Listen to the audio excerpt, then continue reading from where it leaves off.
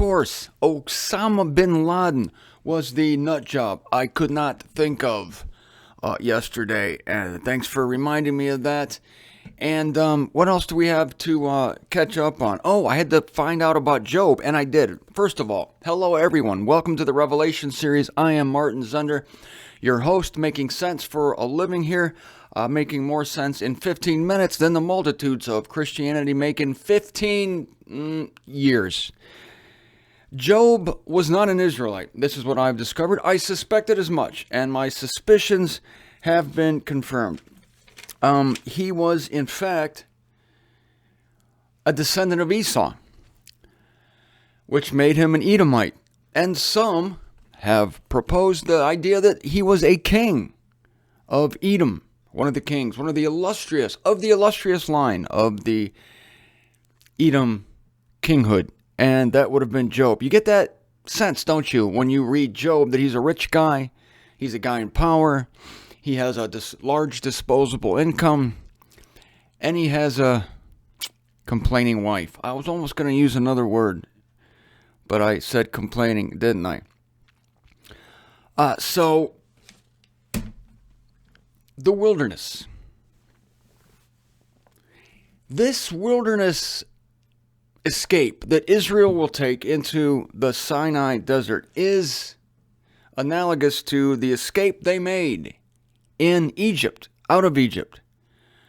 They were boxed in by water in Egypt, and they were saved. Egyptians behind them, water in front of them, and the earth swallowed up. No, that's what's going to happen later, but God parted the water.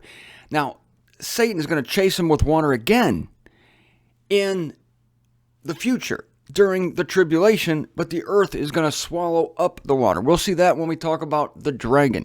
And he tries to kill him with water. Doesn't work. But look at this. I'm going to go to Exodus 19:4, because this is not the only time. Well, let's go to Unveiling 12:14 first. The Unveiling 12:14. And given to the woman were the two wings of a large vulture.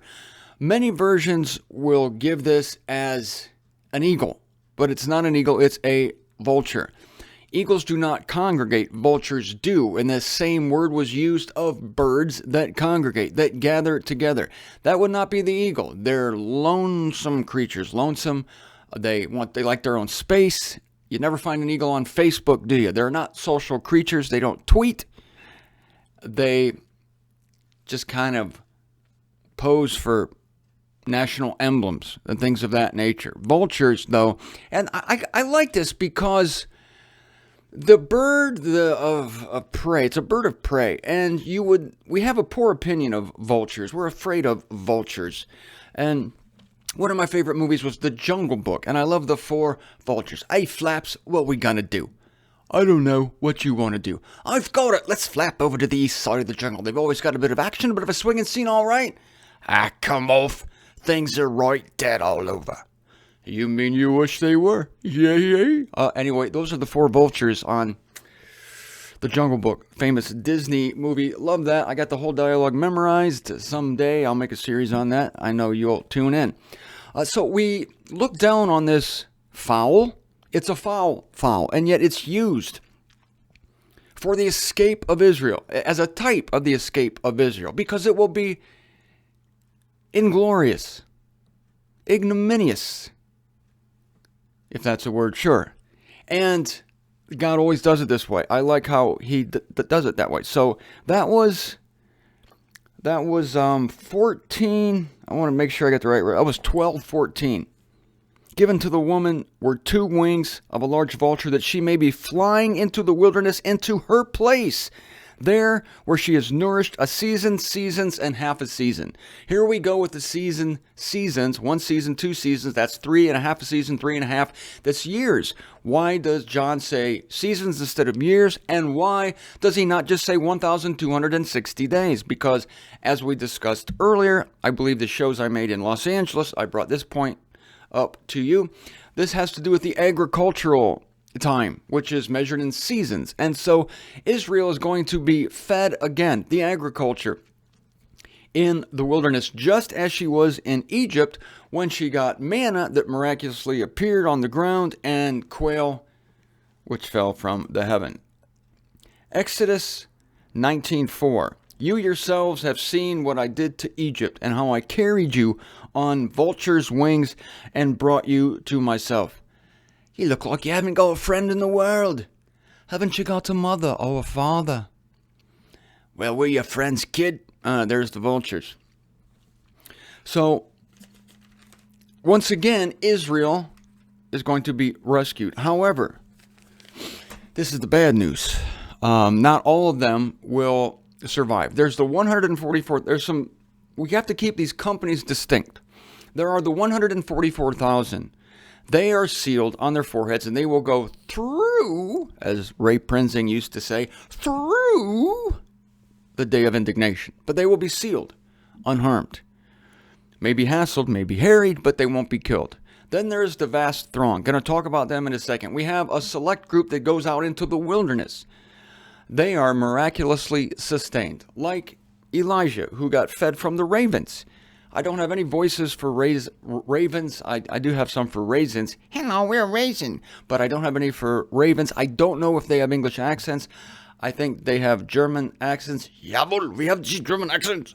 That was a raven. But all these birds, and it's so cool because birds were unclean in the Old Testament, right? The fowls. They were unclean according to law. And yet here they're being used to help Israel. And to me, that is going to take, just the fact that this is the picture here, it would have defiled this very book to any Israelite who read it back in the day, of vulture's wings. And they had to have wondered why it was brought up in Exodus. But it was, and that's just God winking, saying, trust me, trust me, trust me. So they're snatched away on vulture's wings. Not us. No, we're snatched away by the Lord himself. We don't want any vulture's wings. When you see a vulture circling you today, it's bad news. This is what I always tell you about the timing of God. It's all timing, ladies and gentlemen. A vulture circling you today is not good. A vulture circling you, if you were an Israelite during the tribulation, that's the best thing you could possibly see. So there's no food out here in the wilderness where she's going. It's a rocky fastness south of Judea. No food. And the same as in Egypt, nurtured there. It's going to take faith, and there will be some of faith at the time. So the country we're talking about is south of the Mount of Olives and all the way down to the Gulf of Aqaba down there. So if you go there now, this is where actually the ancient city of Petra was. It was a city that was hewn out of solid rock. And again, it would seem like an ideal refuge. Did I talk about this before? It's been a few...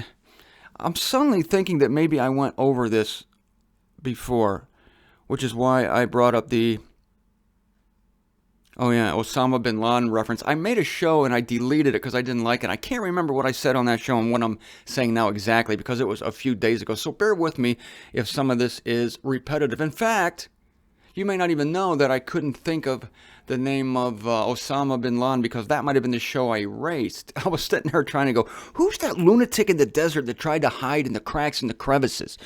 And I couldn't think of it. I might have deleted that show. But anyway, it was indeed Osama bin Laden. And you would think, to hide in the rocks of the Afghanistan wilderness. We're looking at Israelites hiding in the rocks and the caves, and you could wonder how that could possibly be safe, what with modern warfare. Missiles and smart bombs, things of that nature. I'm telling you, it is going to be supernatural. People are trying to figure out, how's God going to do it? People are trying to figure out, if a third of the earth is destroyed, there's no infrastructure to support Israel. Oh, it doesn't matter. Let it all be decimated. Let me ask you this. Those who are worried about how Israel could possibly thrive in the 1,000-year kingdom when a third of the earth is destroyed. Well, you could destroy 3/3 of the earth, which according to my math is the whole thing, and it wouldn't matter. In fact, it would be a playground for God now to work his miracles. What happened after the disruption of the world? The world was a chaos and vacant, and darkness covered the surface of the deep. And then, perfect. That's perfect opportunity if you're about to rearrange things, if you're about to demonstrate your creative prowess by bringing land out of the water, by bringing life forms up there, by the power of your word. That would be a great opportunity. That would be a canvas for an artist. What's my canvas if I'm a creative artist? Chaos and vacancy. Fantastic. So you can kill 3/3, which is the whole damn thing, of the earth if you want. And guess what? It is a perfect canvas for God to bring the kingdom. So don't sit here and try to figure out, well, how's God going to do this?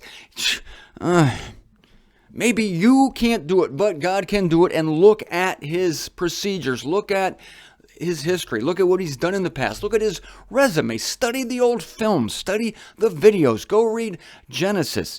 Go read it how he decimates things. Go read about how he kills and makes alive. Do that, and do that. Then you will not be concerned anymore about, it just seems impossible. Yeah, that's right. It is. For us, but not for God. The place will be miraculously prepared for Israel. And the dragon, having been foiled in his attempts to destroy the women, will now turn his attention to those who are not included in this Exodus. Ooh, Martin used the word Exodus. That's right, because I'm showing you that this is a throwback to the good old days.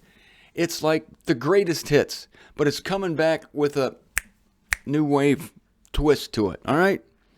So there are going to be faithful ones all over the earth. So the dragon is foiled. Now he turns his attention to those not included in that Exodus, and those include the faithful all over the earth. I believe these to be the vast throng, quoting from scriptures, the vast throng. And they will be dispersed, or they might be there now. I'm not saying there's going to be an active dispersion. I think if there was, it probably happened a millennia ago, but there are faithful all over the planet, and these will be persecuted, and some of these will give their own lives. Now, here's something interesting about the temple, the throne section versus the temple section. The throne section ends with the political coming of Christ. Remember, we're going to show you two different comings here, one at the end of the throne section, one at the end of the temple section. Listen to this at the end of the throne section. I'm in the unveiling 11, backtracking a little bit, verse 15. And the seventh messenger, trumpets and loud voices occurred in heaven, saying, the kingdom of this world became our Lord's and his Christ, and he shall be reigning for the eons of the eons. Reigning for the eons of the eons, right? Reigning, rule, throne, reign. Got it? All right, now we go to the end of the temple section. Now we're fast forwarding here. And in the unveiling 20, verse 5, the rest of the dead did not live till the 1,000 years are finished. This is the former resurrection. Happy and holy is he who was having part in the former resurrection. Over these the second death has no jurisdiction, but they will be priests. Religion. Priests of God and of Christ, and they will be reigning with him the 1,000 years. So you see an addition here of not just reign, but a priesthood. They will be priests, and that's how the temple section ends. Isn't it brilliant? Don't thank me. I'm just your guide. I'm just your host, taking you through this amazing unveiling, an inspired letter. Don't let anybody tell you it's not inspired. Don't let anybody tell you it's not supposed to be there. It's just so hard to understand, Martin. Yeah, but somehow we're in chapter 12 and we understand everything so far.